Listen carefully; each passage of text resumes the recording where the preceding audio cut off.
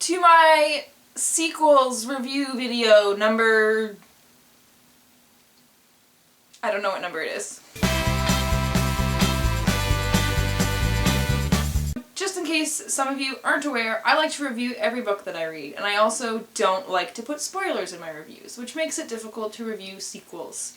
So what I do is I wait till I've read a bunch of sequels, and then I talk a little bit about each one in one video, so they don't have to give anything away about the first books in the series, but I can still let you know how I felt about them. All of the reviews for the first books in these series will be linked down below in case you wanted to hear more about those. The first sequel that I read was in January, I believe, and that was Monument 14 Sky and Fire by Emily Laybourne. I gave the first book 2.5 stars, I think, and I gave this one 2 stars. I think I gave it 2 stars. It was bad. Okay, well, frick, okay. So I didn't like the first one. The story was okay. I thought the beginning of the story was a little bit better, and then it kind of went downhill. But the writing was what did it for me for not liking. I just thought it was horribly, horribly, horribly written. And this one was also horribly written. I thought it was going to be a little bit better because this one's dual perspective, so I thought that would make the story a little bit more interesting. And it did a little bit.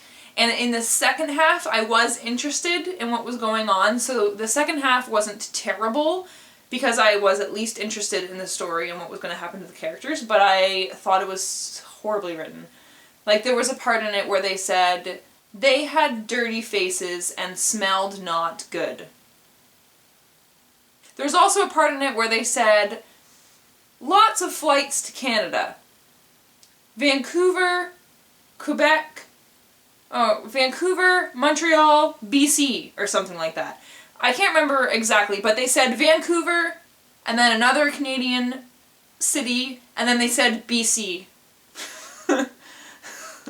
Vancouver is in BC. Yeah, this one I did not like it. Next sequels that I read were Through the Evernight and Into the Still Blue, which are the second and third books to Under the Never Sky. I gave the first book 3 stars because I enjoyed it, but I didn't love it, and I gave the other 2 3 stars as well. And basically the same stuff that I didn't love too much about the first one is continued into the second ones. I just thought some things like escalated and then got resolved really, really quickly, and then some things got resolved like way too easily. Like, oh, well, that's dumb kind of feeling. The writing kind of bugged me because it was extremely literal. Something would be written or whatever, and I'd be like, oh, so this must have happened. And then it would say, this happened, kind of thing. I don't really know how to describe it. I also read them a while ago, but also I marathoned this series, and by the time I got to the third one, I was just sick of the story. I just wanted it to be over. Also, I hate when series re-explain things from the previous books. I hate that. I hate it so much.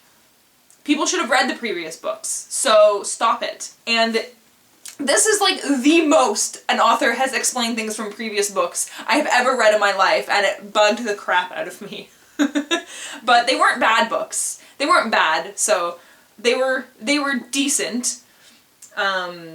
They weren't my favorite, so I gave them 3 stars. The next sequel that I read was Split Second by Casey West, which is the sequel to Pivot Point. I gave the first book 5 stars, and I gave this one 5 stars also. I absolutely loved it. I wasn't entirely sure what was going to be happening in the sequel. I had a little bit of an idea from the way the first one was left off, but I had no idea all the stuff that was going to be happening in it, and it was just as exciting and thrilling and amazing as the first one. I loved it so much. I love the characters. I love the world. I love absolutely everything in this story. And if you haven't read this duology, you really need to get on that because it's really great. At least I think it's really great. And the next one that I read was Blue Lily Lily Blue by Maggie Stiefvater, which is the 3rd book in the Raven cycle. I gave the first book 4 stars, and the second book 5 stars, and I gave this one 5 stars. I love this world so much. The first book took a little bit for me to get into, but basically by the time I got to the end of the first one and into the second one, I was totally immersed in the story and the characters and the world, absolutely everything. This series blows me away. I think this is my favorite series now. Like, I love absolutely everything about it. Like, I can't even begin to describe how much I love this series. I love it so much.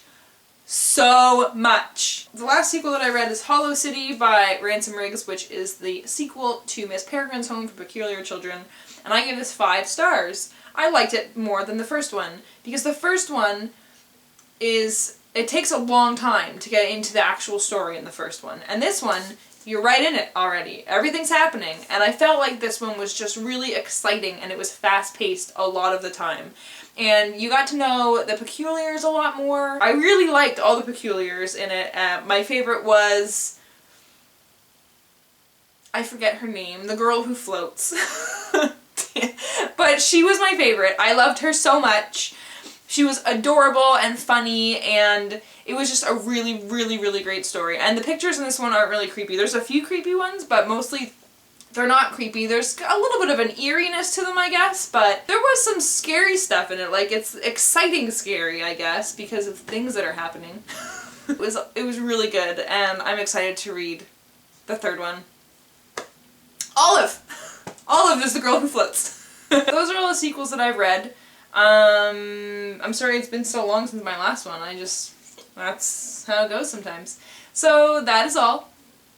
See you next time. Bye!